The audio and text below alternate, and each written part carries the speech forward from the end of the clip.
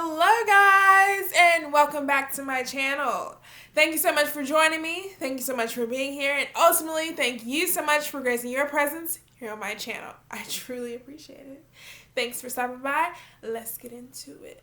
Alright, so these are not particular number because I didn't count. These are just things to remember after you've got your locks installed. So let me pull it up here. One thing's for certain that you should just get into the groove of already knowing. You're beautiful no matter what your hair looks like. No matter if your hair sticks up, and this is purposely done, or your hair lays down, which is what this is naturally doing. You're beautiful. Your hair can stick to your face, and your hair can maybe look flat. Over time, it'll grow out, and it'll be luscious and voluminous. So don't worry about it. Don't so much focus on what it's not doing, and instead understand and appreciate what your hair is doing because it's probably never done it before. Wash your hair because it's good for you, okay? It's good for your hair. It's good to do it. You don't want to walk around with nasty hair, stink hair, unless that's your preference. Everybody has different preferential reasons why they do things. I can't knock nobody's flow, but if that's what you decide to do, float your boat. But if you're someone that likes to wash your hair regularly, even if you've just gotten your locks installed 2 weeks, all you have is coils and twists and you're afraid that they're going to unravel, wash them anyway. Because that's the water and the matness of your hair is what's going to continue to lock up. So you need that fresh water in your hair every so often so that it can shrink, combine, stretch, tighten, mat together. Okay, so wash your hair as often as you can. Don't be afraid to wash your hair, and don't listen to the stylists that tell you not to wash your hair. It will prevent your hair from locking up. That is a myth. I am proving fact that it's a myth. My hair is anyway. So just do what you feel. Do what your intuition, your gut feeling, your energy is telling you to do. Don't necessarily listen to every other outsource, sometimes not even me, of what to do. Listen to your own intuition because that's how your hair is going to benefit you the most. That's how you're going to grow your hair to a substantial length, by paying attention to what your hair needs. The ugly stage is a short stage, believe it or not. And that's kind of a play on play because the ugly stage is used ugly. Is when you have like short or awkward length hair, kind of like mine, maybe a little shorter, maybe a little longer, depending on how you look at it. But it's a short stage, and don't call it ugly. It's beautiful. Remember, go back to the first thing we talked about. You're beautiful no matter what stage you're in, no matter what your hair is doing. This stage that is defined as the ugly stage is not so ugly. It's actually the stage where you learn yourself the most because you learn how to feel and contribute to your beauty without any outside features, whether it's your hair, earrings, rings, jewelry, clothes, any type of excess thing that you didn't come in this world with.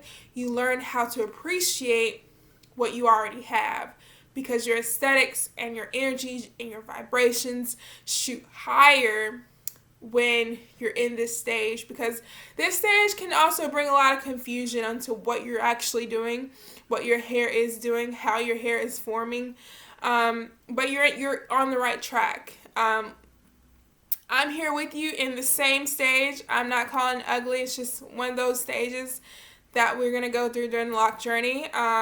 You're going to have doubts about cutting your hair. You're going to have this implantation or you're going to have this idea to put a wig on or install fake hair or even lock extensions to make your hair look longer or appear stronger or to cover up what's underneath to help it grow. These are all myths. To some degree, they work, but it brings me back to the point of your hair is going to do what it naturally wants to do, so appreciate it in all of its glory. Don't be afraid to step outside the box when you're thinking, of course, because you're going to have these thoughts, right? But you don't want to get so complacent in those thoughts that you forget who you are. You have to remember yourself throughout your journey and remember why you started. A lot of times, remembering why you start your lock journey will help you keep your lock journey and will help you progress and further along in your lock journey in its natural state. So I'd say, usually everyone says give it about a year to where you feel if you really want to do this, if you really want to, but after a year, you're like, I done spent 12 months letting my hair do what it wants to do and it's looking beautiful. Why not keep going? I mean, it's clearly up to you, but give yourselves enough time to know what your hair is doing. Locking your hair takes different stages to go through before you actually see the beauty of it. Like, I'm at my 7th month and I'm now starting to see the beauty of my locks. So it didn't take me a full year to know. And I guess this is also because this is my second time around doing my lock journey. But so it may take 1 or 2, maybe 3 times of starting over before you realize that's what you want to do. So it really does. I won't say give it a year or give it 7 months or give it 2 months. A journey starts and ends when you want it to, when you're ready for it to. So don't put yourself on a time limit. Don't limit your hair to do certain things. Don't put an expiration date on your beauty because it changes and it amplifies at different times. So you're going to feel different in each stage of your hair, of your locks. So when you're at that short stage or the awkward length stage, you might feel your most beautiful. Or if you're at that stage, you might feel very confused, like I said, or you might, wonder what your locks are going to be like in the future.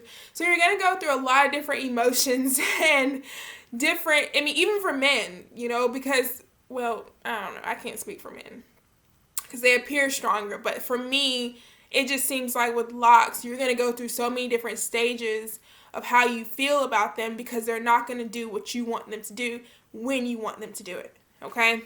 Keep that in mind. But once your locks start to drop, they grow like a wildfire. Okay? Flower. We want to speak positive thoughts here. Okay? They grow like a wildflower. They sprout. They twist. They turn. They bend. They flow. They maneuver around. They shake. They do everything that you've been wishing for them to do when they drop.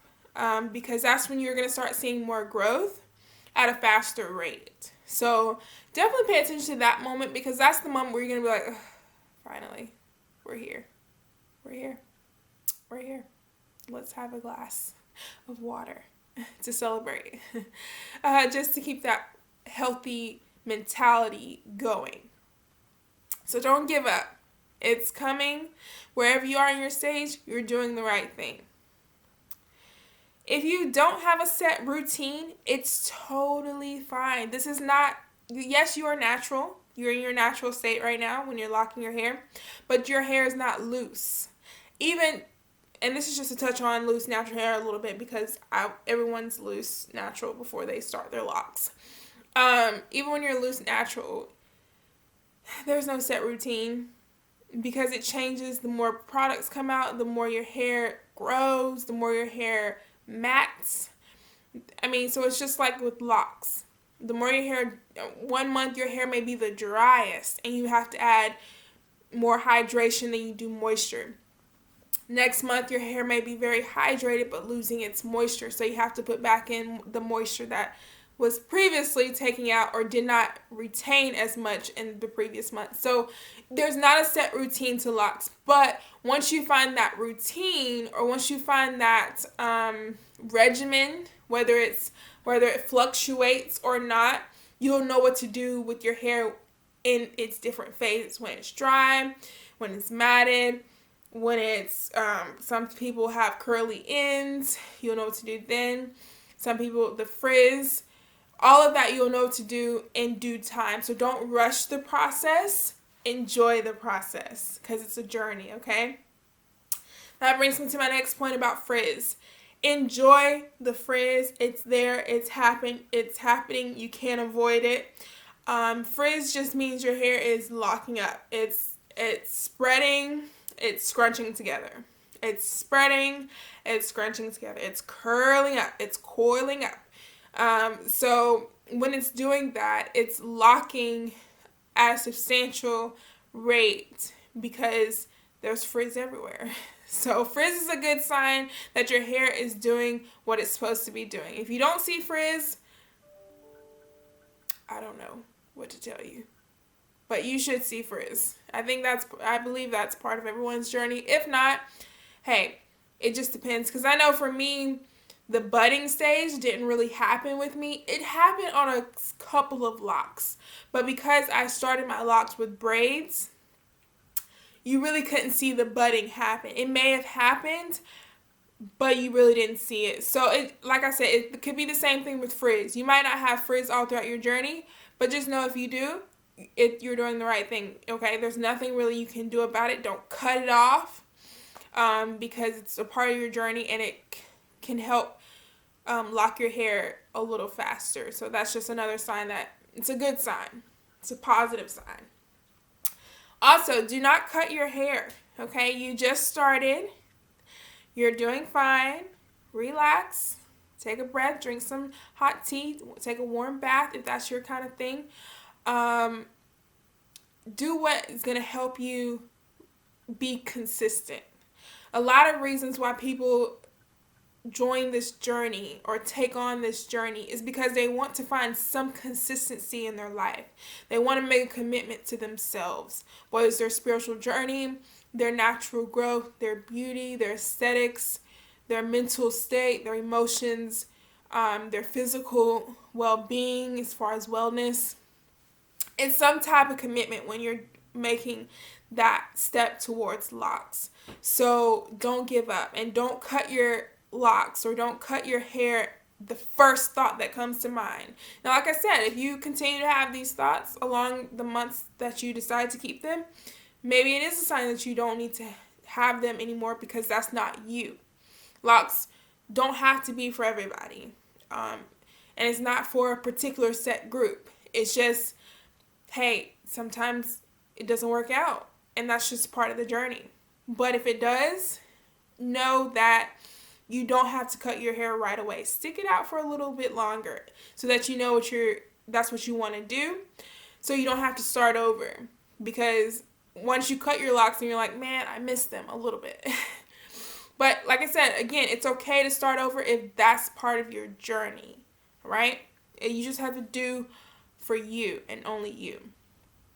Retwist your hair as often as you see it. A lot of people say, wait 2 weeks, then wait 3 weeks, then keep extending a week after every retwist. It depends on your preference. It really does. And it depends on what your hair can handle.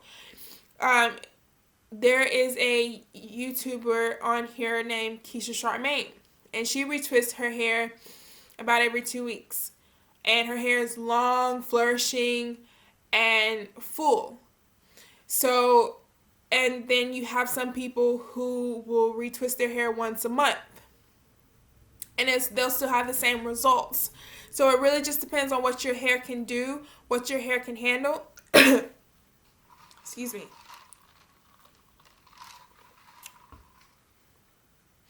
And what you will allow to happen. Because again, retwisting your hair as often can result in different things for different people. So you just have to pay attention on what you're doing with your hair at the time that you're doing it. So that you can know, okay, my hair don't like this. Or, my hair can take this. It doesn't mind it. Combining your locks will look different in the beginning. Okay? This is something to keep in mind. Because, like, I have a couple of thin locks. Or I'm not really going to call them thin because it's the way I form them, right? So a lot of my locks were skinnier than the others. But combining them, which I have done with this one, let me see. These are 2 locks. 2 locks I just decided to combine together. I'm thinking the process is going to be easy peasy, lemon squeezy. They're going to combine at a fast rate, and they're going to look very thick. Sometimes you can end up with 2-headed or Congos or 3-headed dragons, all because of how you combine your locks. So a lot of them don't stick together, and a lot of them will look different in the beginning. So sometimes it may not look the way you want it to look in the beginning, but as the months and the years form, they will start to look more like one lock.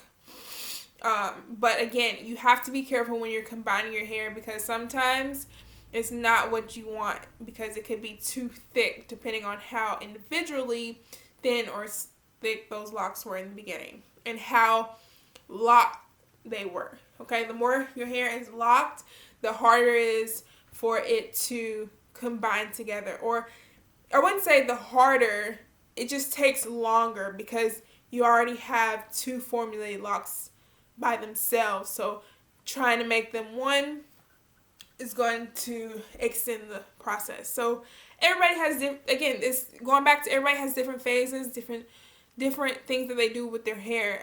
No one is wrong or right. Everybody's different.